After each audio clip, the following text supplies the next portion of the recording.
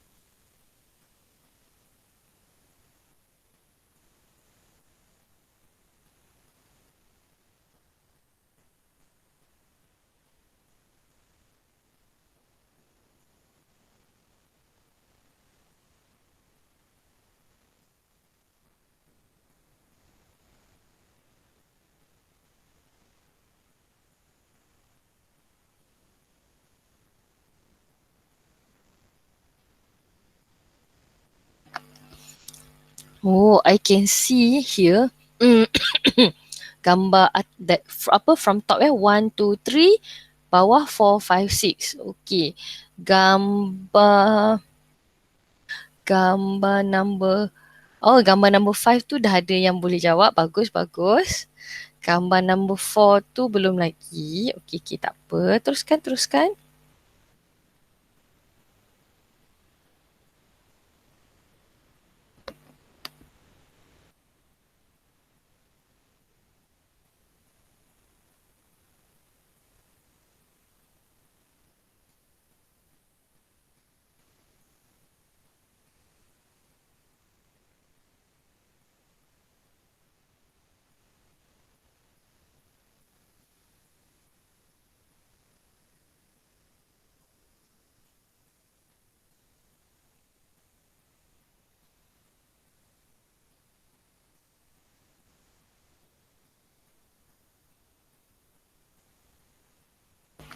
Okay, Alhamdulillah, very good. Let's take a look at some sample answers here. Okay.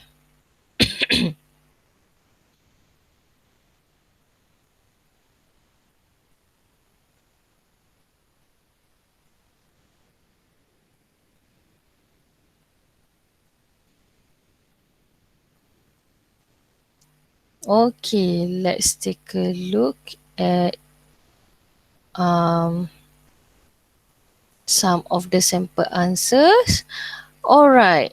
Bagi feedback pula. Okay, now starting from the left, okay, hydro energy that comes from the movement of water. Solar energy that comes from absorbing sun radiation. Wave energy generated from the movement of wave. Geothermal energy from geyser, sebab geyser ni dia ada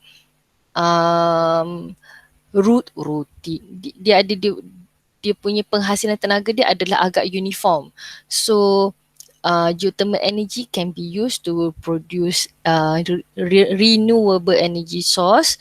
Okay, biomass energy, the combustion of biological waste. And then wind energy boleh, tidal energy pun boleh for the last one. Yeah, you can also say tidal energy or wind energy.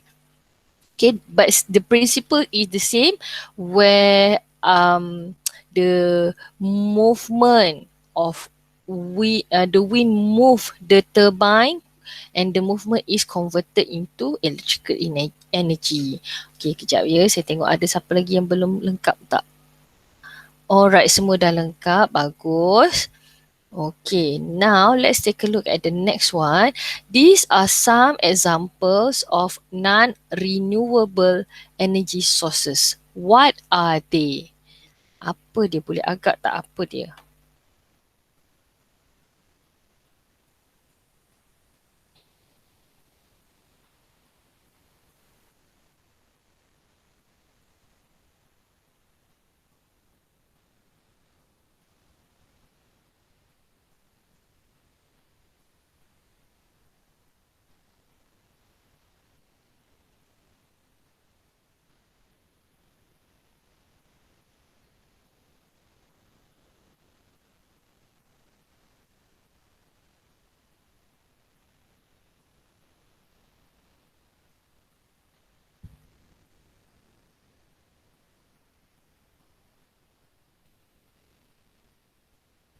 Okay, very good. Okay, almost there. Alright. Okay, let's take a look here. One example, one sample answer. Okay, the first one is nuclear energy. It uses most of the time uranium as the source of fuel, so quote unquote fuel to fuel the nuclear energy. Coal, the combustion of coal, combustion of natural gas, and also petroleum. Bagus. Okay ya. It's okay Adriana, boleh habiskan. Bagaimana pula dengan Danish dan Iliame? Make sure that you completed also. Okay. Now, since we have come to understand about renewable and non-renewable energy sources, dia non-renewable because it takes a long time to produce natural gas, petroleum, coal and fuel for nuclear energy. Sebab tu kita kira sebagai non-renewable energy sources. So in Malaysia, okay, in Malaysia, Adriana nak habiskan ke yang tu? Okay, Adriana dah habis, good. Okay, Iliam May sikit lagi. Okay. I give you another 30 seconds. Boleh? 1 minute? 30 seconds lah. Because you only left with one more box kan? Okay. Okay, so the next one, we will take a look at several examples of power station in Malaysia. Kita tengok sekejap ya. Alright.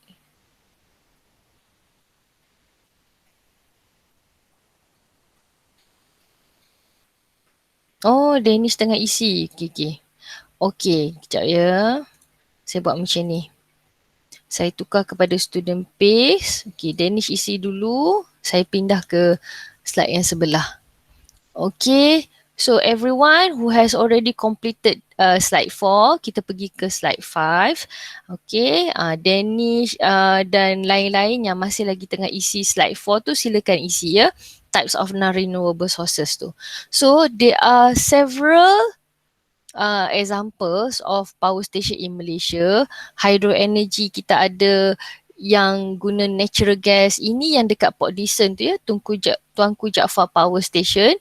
And then coal, okay, power station that runs on coal, power station that runs on biomass. Biomass yang digunakan dekat sini di Malaysia ialah sawit. And then Gelugo Power Station in Pulau Pinang. Di Malaysia, there is a movement, there is a plan for us to start using nuclear energy. Kita memang ada dia punya badan dia, badan kerajaan yang sedang merangka ke arah itu tapi belum terlaksana lagi lah. Okay, we do. I think we have the expertise, but we don't have the funds to do it. Okay, so itu power station in Malaysia. Kita punya main production of electric untuk Malaysia adalah from the combustion of petrol. Most probably because we are a petrol rich country kan. So kita guna apa yang memang sedia, apa resource yang kita ada banyak lah. Okay, so anak-anak, in this particular video, this video show a model of electric generator. So in this model, when I play the video, can you observe two things? Number one, can you identify the energy change involved? Number two, try to understand, okay, from the video, how does this particular model work? Okay, sekejap ya. Do you know how an electric I will mute myself first.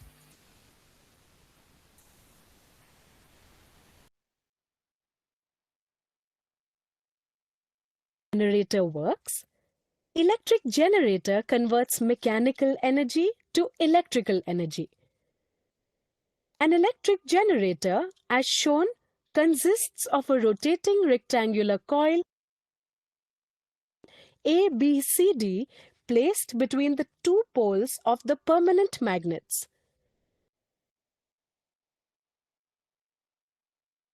The two ends of this coil are connected to the two rings R1 and R2. The inner side of these rings are insulated.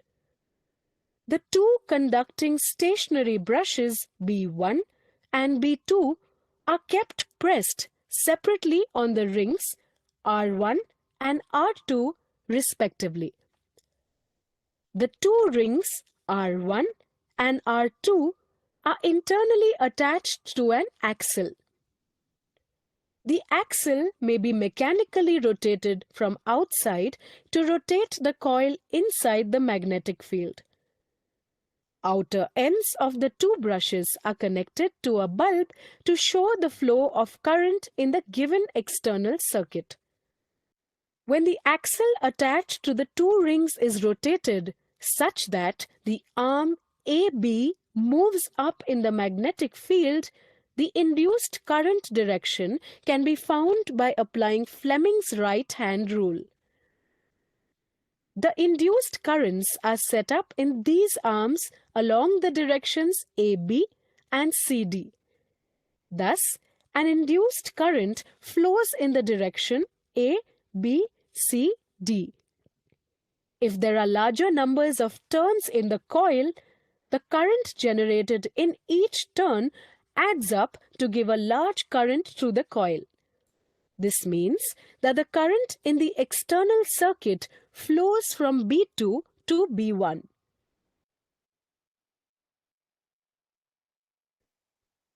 After half a rotation, arm CD starts moving up and AB moving down.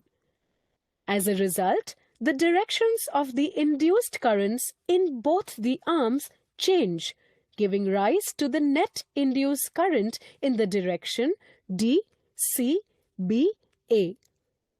The current in the external circuit now flows from B1 to B2.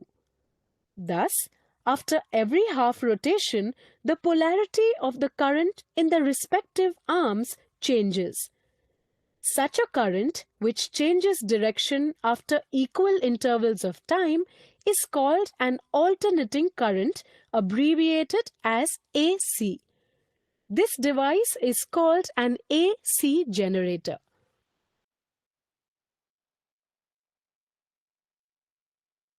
Okay, so let's take a look at this particular prompt. Sekejap ya. So based on what you have observed in the video, what do you think? What is the energy change involved from what type of energy to energy, what type of energy? And to summarize your understanding, how does the model work? Macam mana model tu boleh menghasilkan arus atau current? Macam disebut tadi, bila ada arus tu basically ada elektrik lah kan. Macam mana dia menghasilkan elektrik? What do you think from your understanding? Okay.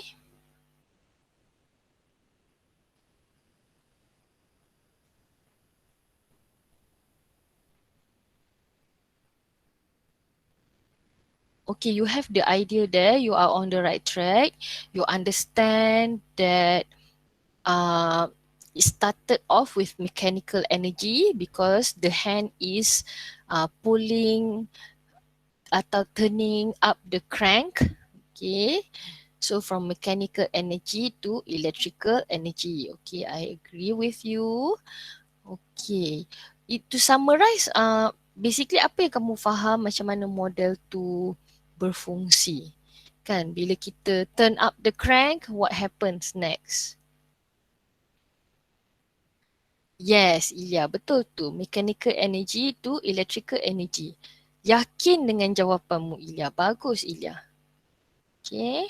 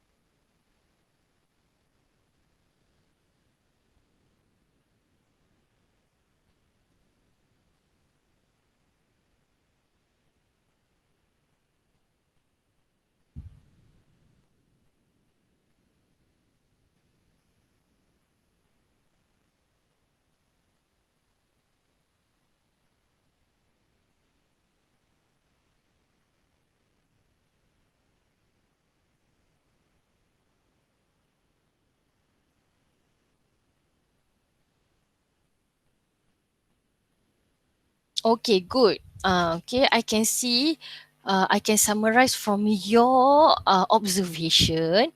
Basically, bila kita turn the crank, we produce and induce current.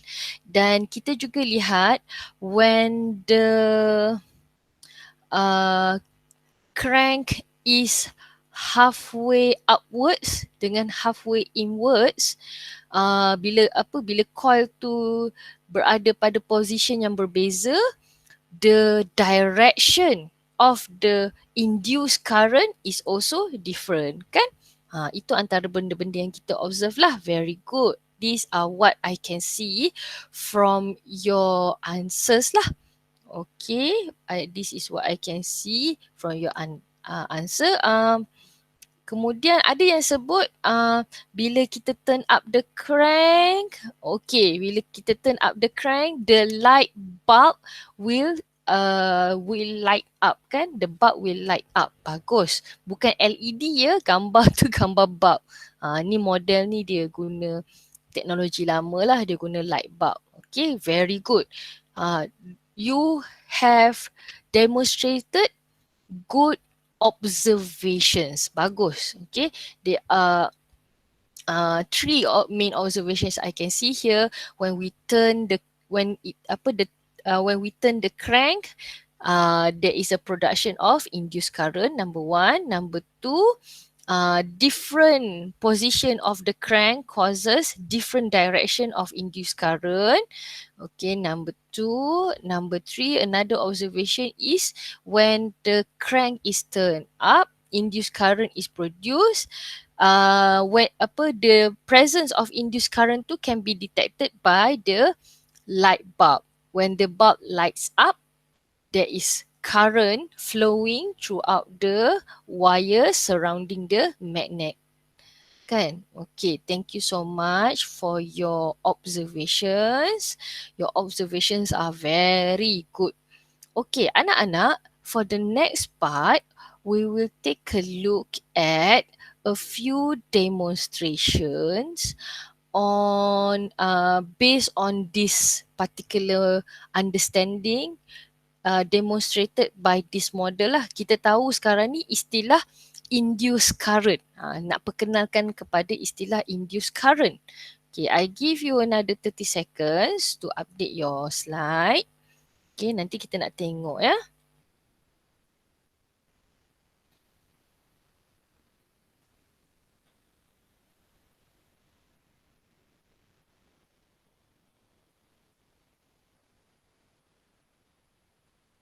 Okey.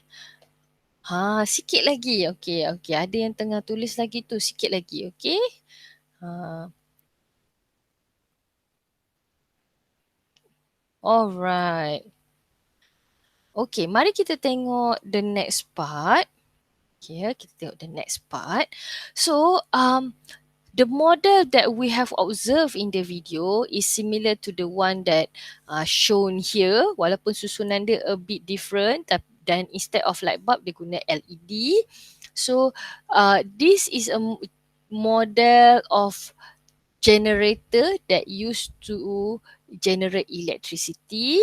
So when the crank model of the model is turned, it produces induced current, and we know that there is a current flowing inside the wires because the LED lights up. So satu lagi kesimpulan yang kita boleh buat tadi ialah it changes mechanical energy to electricity kan. Okay, now in the following demonstration, we will use a device called voltmeter.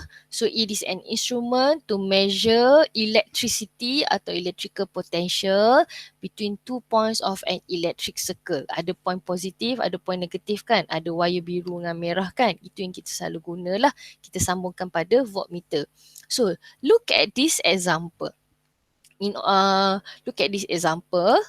We have two ends of a wire here, ada hujung positif, ada hujung negatif, and then a part of the wire is placed between two magnets. Dan kalau kamu lihat kat situ, there are two things that we can do here, that we can observe here. When the wire is not moving between the magnets, kita biar je dekat terletak antara dua magnet tu, apa yang kita boleh perhatikan pada voltmeter?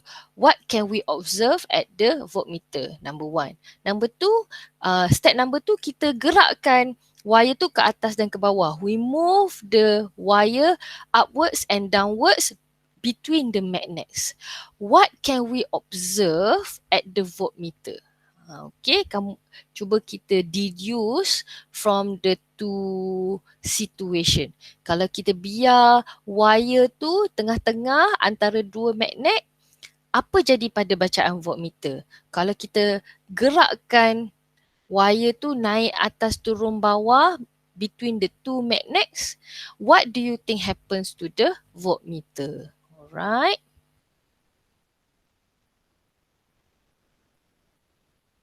Rasanya voltmeter tu ada menunjukkan bacaan ke tak?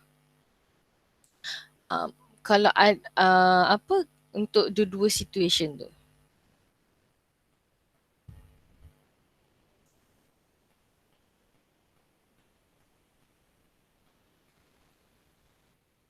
Yang mana satu akan ada reading ya. Okay.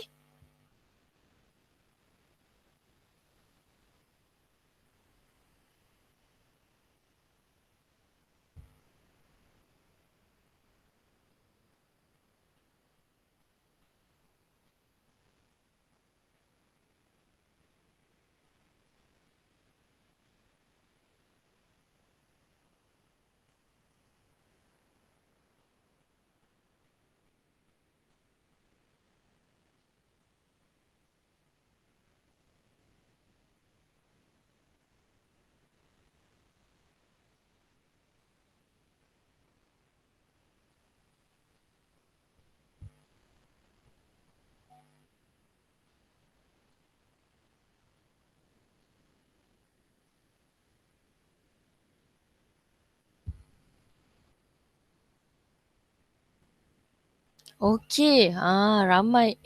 Dia tulis satu je. Sabar je lah. Okey. Tak apa, tak apa. I understand. Mungkin dia tak ada idea lagi kan. Memang saya bagi senario dulu. Kotlah ada yang ada idea kan. Okey. Idea dari, saya setuju dengan idea daripada Catherine, daripada Abdullah, daripada Noah, daripada Melissa. Quite a few number of you dah boleh deduce ya apa jadi. Aisyah pun dapat, Ifrah, Rafael pun nampak dekat situ boleh deduce bahawa for the first situation, no reading. Oh, dia letak banyaknya tanda soal. Okay, no reading for the first one. Okay, and then ada reading for the second one. When we move the wire upwards and downwards, there is a reading. Okay, and then here's another idea from dia dah padam pula. Okay, kejap ya. Tadi saya baru je nak bacakan idea tersebut. He talks about the changes in magnetic field. So when we move the wire up and down, we change the magnetic field. So it will produce electromagnetic field current. So saya faham you have a deeper understanding about the model, dan ini adalah sebahagian daripada silibus fizik sebenarnya. So explanation yang kamu sebut pasal EMF tu, electromagnetic field tu, betul, tak ada masalah, boleh tulis kat sini. If you have the understanding, tak ada masalah, you can write it down. Okay, basic dia kat sini ialah kita tahu bila kita gerakkan wire atas bawah, baru kita nampak ada reading at the voltmeter. So for this particular picture, they show voltmeter lah. Nanti kita tengok dalam kita punya buku teks, instead of voltmeter, dia gunakan galvanometer. Okay. So thank you so much for your submissions. Alright. Mari kita tengok further explanation about this particular demonstration atau this particular step, ya. Okay, I give you another 30 seconds for you to complete this. Okay, the next part kita akan tengok sedikit explanation regarding the movement of wire between magnets ni. Okay, and then kita cuba pula satu lagi kaedah, instead of moving the wire, kita move the magnet pula. Apa akan jadi, ya? Okay, another 7 seconds. Number 1 no reading, number 2 ada reading. Itu saja basically. Okay, sorry I have to lock the screen. The timer is for me to remind myself to move towards the next slide.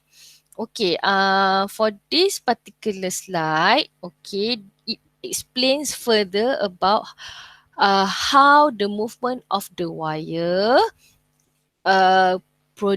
induce current. Okay, it is because it causes the magnetic field lines to be cut.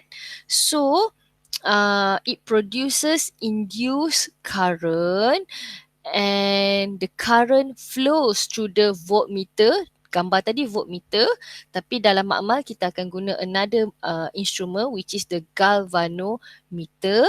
So kita tahu ada induced current dalam wire sebab galvanometer atau voltmeter tu menunjukkan bacaan. So the pointer in the galvanometer deflects, meaning it will move to the left ke to the right macam tu, ya. So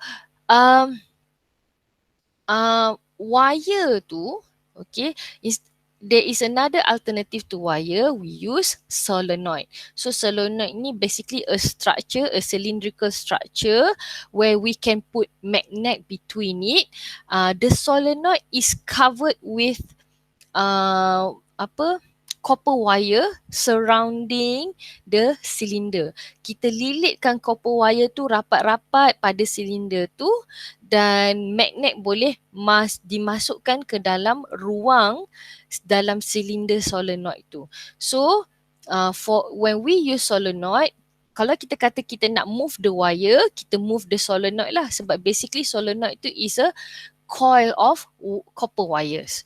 So anak-anak, uh, in order, kalau kita tengok pada gambar, okey, voltmeter tu kan dia, okey, kita tengok gambar ni balik ya. Voltmeter atau galvanometer tu dia ada reading dia kan, 10, 20, 30, 40, 50, 60. So a few factors that we can, few changes that we can do to increase the reading.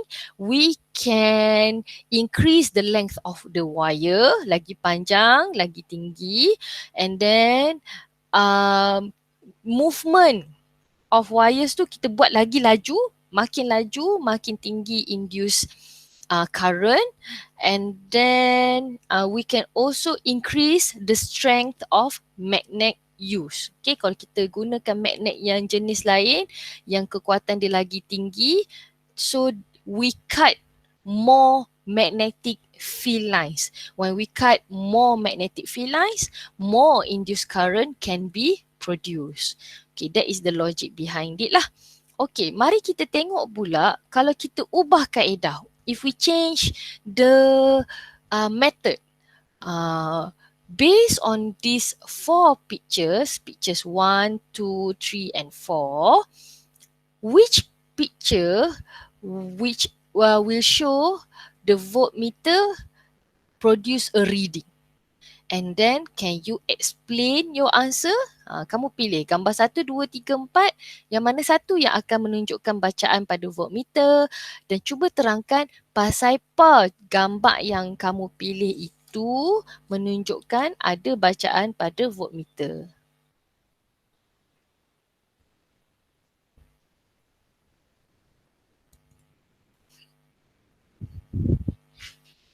Okay, take a look. Picture 1, 2, 3 and 4.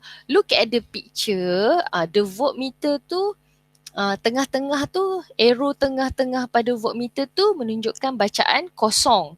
Kalau dia pergi ke kiri dan ke kanan tu menunjukkan ada reading lah. Gitu.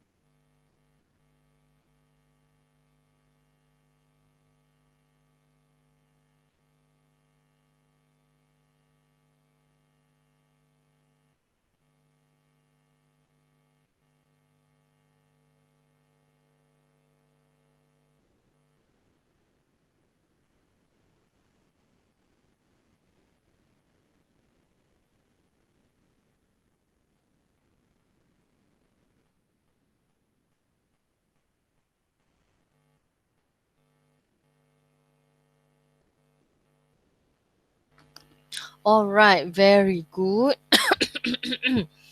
Okay. Most of you made good observation. Kalau kita tengok pada gambar, pada gambar arrow voltmeter yang pergi ke kiri dan ke kanan yang berubah position dia from 0 is picture 2 and picture 4, kan? I agree with your observation. Thank you. Okay, now let's take a look at our explanation. Okay, mari kita tengok explanation. Pasal apa picture 2 and 4 produce readings kan? Tapi beza sikit lah. Satu reading dia pergi ke kiri, satu reading dia pergi ke kanan. Alright, so yes, I agree with you. We can see a reading, voltmeter readings in picture 2 and 4 because there is an induced current produced. How does it produce? The movement of magnet. Macam cadangan macam cadangan Danish, macam cadangan macam yang dicadangkan oleh Melina.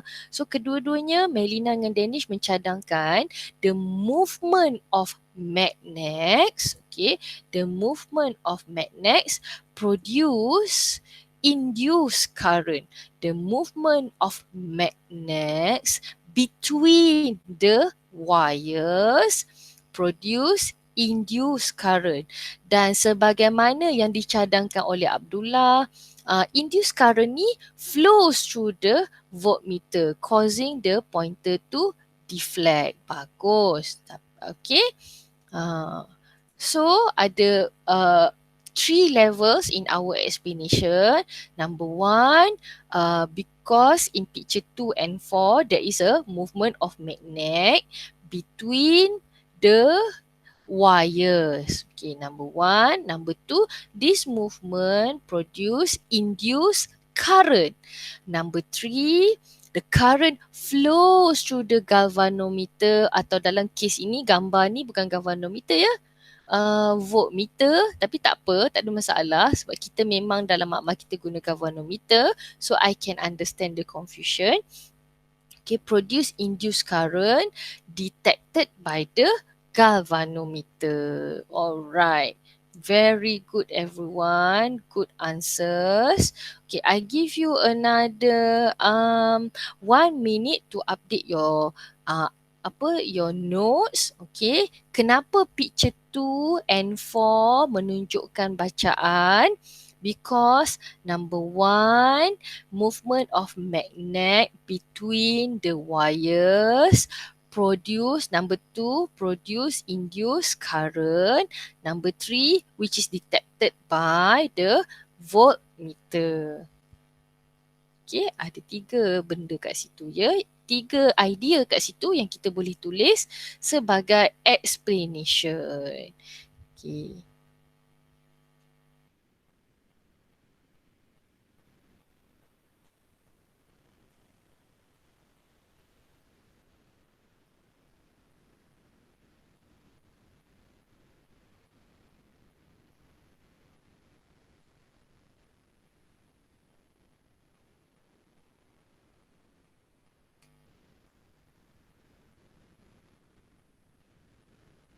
Okey, ni ada yang belum belum update lagi ni. Nanti kan tak ada salinan pula.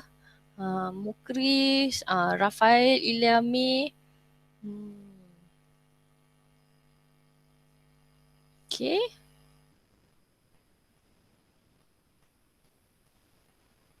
So number one, movement of magnet movement of magnet between wires produce induced current. Number two, induced current flows through the wires.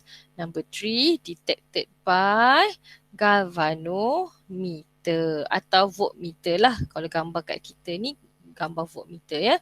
So, okay, I change this to student base so that some of your friends can still update the slide. Saya pindah ke slide yang seterusnya dulu. Dia tak jadi pula kat sini ya. Tak apa, kita pergi ke slide yang ni lah.